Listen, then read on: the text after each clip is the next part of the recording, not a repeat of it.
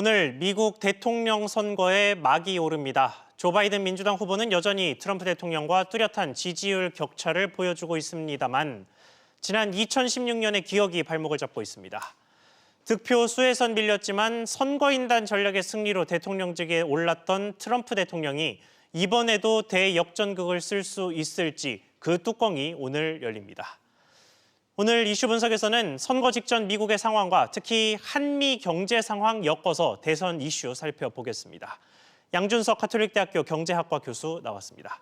교수님 안녕하십니까? 안녕하세요. 일단 이 소식을 먼저 좀 전해야겠습니다. 트럼프 대통령이 또 돌발 발언을 했는데요. 트럼프 대통령이 예상치 못한 발언을 하는 거야 대통령직에 있었던 4년 내내 벌어졌던 일이긴 합니다만 이번에는 끊임없이 대선 불복 이야기를 하고 있어요. 이번에는 선거일 이후에 진행되는 개표의 진행을 받겠다 이런 이야기도 했는데 이걸 어떻게 해석해야 될까요? 지금까지는 저희 트럼프 대통령이 그냥 선거일 다음에 다음에 이제 받는 표나 발표되는 표들은 좀 받지 않겠다는 그런 입장을 계속 고수했는데 예. 문제가 뭐냐 하면은 이게 과거에도 계속 그냥 선거일 다음에 표를 세는 경우가 상당히 많아요. 예를 들어서 해외에 있는 군인들이 이제 투표를 할 때 그때는 선거일 후에 세는 경우도 상당히 많았고 예. 그다음에 우리가 보통 이제 선거일 저녁 밤이나 그렇지 않으면 그 다음날 새벽에 이제 미국 대통령 결과가 나오는 걸 보면은 이게 어떤 주들의 어떤 공식적인 통계를 가지고 한다기보다는 언론사들의 출구조사 기준으로 합니다. 그게 무슨 뜻이냐 하면은 미국에서는 언론사마다 출구조사를 다 따로 하는데 네. 그런데 그런 언론사들이 대부분 한쪽을 밀어준다. 한쪽이 이긴 것 같다. 그렇게 선언을 하고 그다음에 선거단 내부 정보하고 그게 어느 정도 맞는다면은 그러면은 주에서 결과가 나오기 전에도 그냥 내가 졌다. 내가 그렇게 포기를 합니다. 그래서 이게 어떤 면에서는 옛날서부터 그냥 결과를 가지고 공식적인 결과를 가지고 이겼다, 패했다 그렇게 나오는 게 아니었거든요. 그런데 이번에 트럼프 대통령이 그냥 그런 우편 투표나 그런 것들을 보지 않고 그냥 그날 저녁의 결과만 보고 하겠다면은 어떤 면에서는 군인들의 표나 그런 이번에 코로나 독감 때문에 이런 사전 투표, 우편 투표가 역사적으로 그냥 굉장히 많은데 예. 일단 무시하겠다고 보면은 그 부분이 좀 문제인 것 같아요. 네. 역사적으로 정말 많은 사전 투표가 이루어졌고 우편 투표가 이루어졌단 말이죠. 이게 기존 최고치를 2배 가까이 뛰어넘었다 이런 얘기가 나올 정도면 트럼프 대통령 주장대로 당일 집계로만 결론을 내리겠다고 얘기해버리면은 절반 이상의 표를 무시해버리겠다는 뜻 아닙니까? 그게 더 또 이제 무서운 게 뭐냐면 어떤 주들은 표를 받자마자 셀 수 있는 주가 있고요. 예. 어떤 주는 선거일 아침서부터 셀 수 있는 주가 있고 어떤 주는 선거 일정이 끝나서부터 셀 수 있는 주가 있습니다. 법이 그렇게 되어 있다는 얘기인 거죠? 주마다 법이 틀리니까요. 예. 그렇게 되니까 만약 트럼프 대통령이 그날 밤에 그냥 자기 이겼다 그렇게 선언을 한다면은 어떤 주에는 아직까지 우편 투표를 그냥 세기 시작했을 때 예. 그때 그냥 자기가 이겼다고 선언해 버리는 거니까 그러면 논란이 많을 수밖에 없죠. 그렇게요. 상식적으로 말이 안 되는 얘기인 것 같은데 그게 그냥 하는 말인지 실제로 현실에 옮길지는 좀 지켜봐야 되겠고요. 판세 분석도 좀 해보겠습니다. 이게 4년 전에 대선 결과를 가른 것도 경합주에서 아슬아슬하게 트럼프 대통령이 승리를 하면서 선거인단을 대거 가져왔기 때문인데 올해도 당연히 경합주에서의 승리가 굉장히 중요하겠죠. 이번 대선에서 주목해봐야 할 주들이 있다면 어느 곳들입니까? 가장 큰 두 주는 지금 펜실베니아하고 플로리다로 보고 있습니다. 예. 첫째는 그 두 주들이 다 박빙이고 그 다음에 지금 플로리다는 29, 그 다음에 펜실베니아는 20명의 선거인단이 지금 걸려 있어요. 예. 그렇기 때문에 지금 우리가 박빙이라고 생각하는 데 중에서는 그게 가장 큰 주고 그 다음에 지금 플로리다하고 펜실베니아를 바이든하고 트럼프 둘 다 압도적으로 지금 그 자주 가가지고 그냥 선거 운동을 많이 하고 있고요. 네. 그리고 펜실베니아 같은 경우는 저 바이든 대통령의 저 그 출산지니까 네. 그래서 또 바이든 대통령 입장에서는 지지 않아야 되겠다 뭐 그런 면이 있는데 여기서 또 하나 지금 저기서 나오지 않는 그 주가 좀 주목할 만한 데가 있다면 의외로 텍사스입니다. 예. 텍사스가 지금 항상 저 공화당 쪽으로 갔는데 그렇죠. 트럼프 대통령을 찍어줄 것으로 강력하게 전망이 됐는데요. 그런데 지금 트럼프 그런데 그쪽에 그 텍사스 중에서 지금 도시들이 많이 이제 커지고 있는데 예. 도시 쪽에서는 또 이게 민주당 쪽으로 지금 가고 있거든요. 그래가지고선 지금 그 텍사스주를 하나의 박빙지로 보고 있는 분석가들도 지금 꽤 있습니다. 만약 그렇게 된다면은 그 텍사스가 저 플로리다나 그 펜실베니아보다 더 큰 그런 그 주가 될 수도 있는 거죠. 그렇군요. 이게 공화당 텃밭에서 경합주로 내려오게 되는 셈이니까 텍사스 입장이 그렇게 된다면 트럼프 대통령에게 유리한 소식은 아닌 것 같은데 말씀하신 내용 중에 사실 작년, 그러니까 지난번 대선, 4년 전 대선 때 트럼프 대통령이 당선될 수 있었던 이유 중에 하나로 분석이 자주 되는 게 이른바 샤이 트럼프들입니다. 그러니까 공개적으로 지지 의사를 밝히지는 않지만 투표장에서는 결국 그 공화당 후보를 찍는 이런 사람들 때문이었는데 뭐 우리로 치면 샤이 보수 이런 이야기가 몇 년 전에 유행했던 것과 비슷한 맥락인 것 같아요. 그런 투표 행태가 이번 대선, 오늘 대선에서도 좀 이루어질 수 있을 거라고 보십니까? 가능은 하다고 봅니다만 그 가능성은 좀 그 2016년보다는 상당히 희박하다고 봅니다. 예. 왜냐하면은 과거 2016년에 그 샤이 트럼프를 못 파악한 문제는 그 사람들의 대부분 결정이 그 마지막 한 하루 이틀 전에 이루어졌던 것 같아요. 왜냐하면 그 전서부터는 설문조사나 그런데 전혀 잡히지 않았거든요. 네. 그래가지고 그런데 그게 통계가 잡히기 시작한 게 선거 전날이었습니다. 네. 그런데 이번에는 그렇게 큰 변화가 보이지 않고요. 첫째는 그 다음에 너무나 지금 그 미국 그 정치가 지금 양극화돼 있기 때문에 예. 그렇기 때문에 저 샤이 트럼프가 지금 그렇게 많은지는 좀 애매한데 다만 있다면은 지금 그 어느 쪽을 뽑겠다고 표시하지 않은 사람들 중에서 이제 일부가 트럼프로 가는 그런 경우를 좀 생각할 수 있겠고요.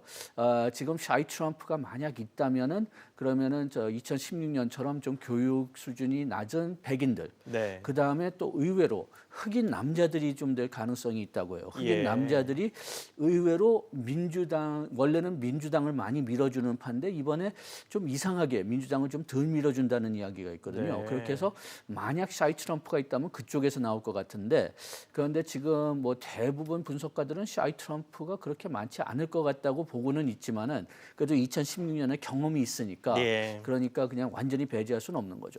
알겠습니다. 자, 그러면 이제 경제 이슈로 좀 넘어가 보겠습니다. 지금 뭐 미국 경제 입장에서 보자면 제일 큰 경제적인 변수로 꼽자면 경기 부양책이 있을 겁니다. 이게 길게 뭐 국회와 트럼프 행정부 사이에서 뭐 협상이 계속해서 벌어졌지만 결국은 추가적인 경기 부양책을 내질 못했는데 당선된 이후에는 이제 누가 당선이 되든 경기 부양책의 속도를 좀 내겠죠. 각 후보별로 당선 시에 경기 부양책 관련 움직임이 어떻게 나올 거라고 보십니까? 지금 문제는 뭐냐면 이게 두 측의 협상이 아니라 세 측의 협상이 될 가능성이 크다는 겁니다. 예. 그래서 지금 트럼프 대통령은 지금 1.8조 달러의 부양책을 지금 생각하고 있고 거기서 지금 그 민주당은 2.2조 달러의 부양책을 생각하고 있는데 예. 그 둘 사이에 계속 문제가 되는 게 뭐냐? 실업보험 때 그 첫째 부양책에서는 실업보험에 다 $600를 얹혀줬죠. 예. 그런데 민주당은 지금 $600 계속 얹혀주자. 그 다음에 트럼프 측은 $400만 얹혀주자. 예. 그 다음에 또 민주당은 지방 정부의 지원을 강화해야 된다. 트럼프 쪽은 특히 민주당 주지사들의 주들에는 지방 정부 지원을 좀 막아야 된다. 그런 측으로 나와 있고 그 다음에 또 민주당 측에서는 그 자금에 대한 어떤 그 지출에 대해서 행정부가 그걸 담당하지 말고 어떤 객관적인 기관이 담당해야 된다. 그런데 예. 행정부는 뭐 자율권을 좀 원하는 거죠.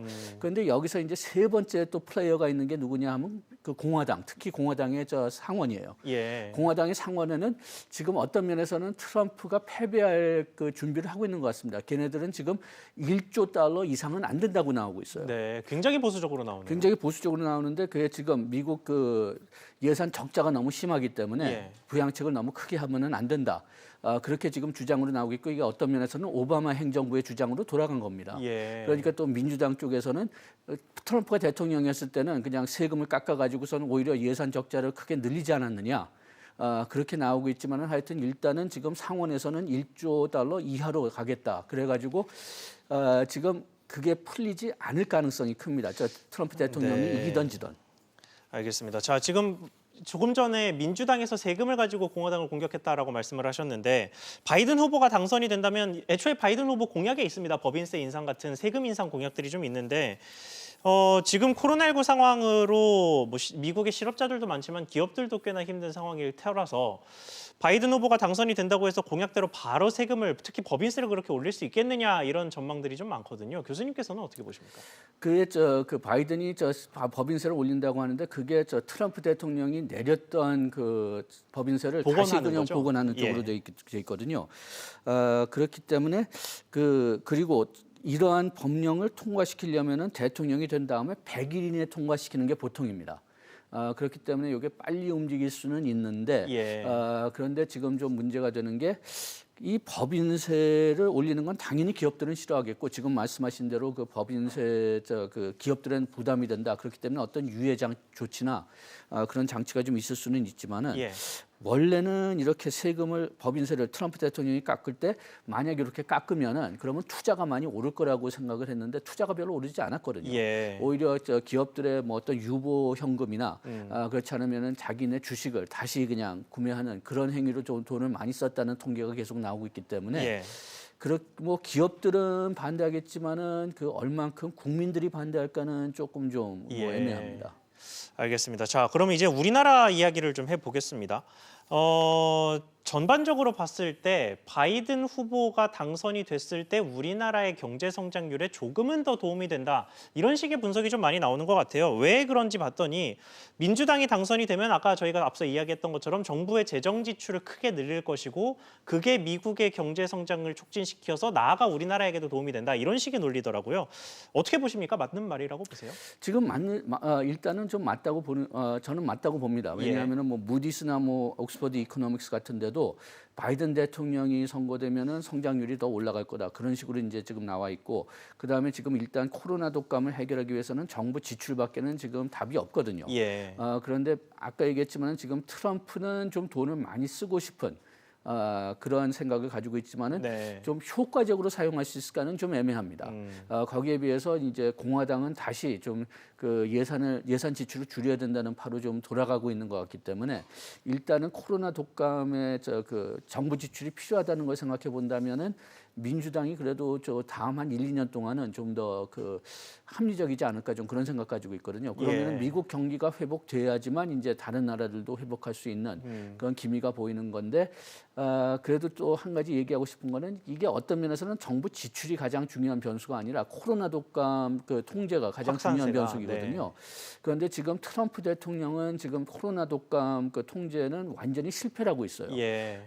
그리고 뭐 어저께 뉴스에도 좀 나왔지만은 이번에 선거운동할 때 그 미국에서 가장 코로나 독감에 대해서 신뢰성이 큰 파우치 앤서니 파우치 소장이요. 앤서니 네. 파우치를 해고하겠다는 얘기를 어저께 또 했다고 하더라고요. 예. 그렇게 된다면은 오히려 그 코로나 독감 통제 차원에서 트럼프보단 바이든이 좀 더 유리하지 않을까 생각이 됩니다. 알겠습니다. 당선이 된 이후에 미국의 지금 바로 전날에도 역대 최대 확진자 소식을 찍었는데 어떻게 좀 개선이 될지 봐야겠습니다. 오늘 말씀 여기까지 듣겠습니다. 양준석 가톨릭대학교 경제학과 교수와 함께했습니다. 교수님 오늘 말씀 감사합니다.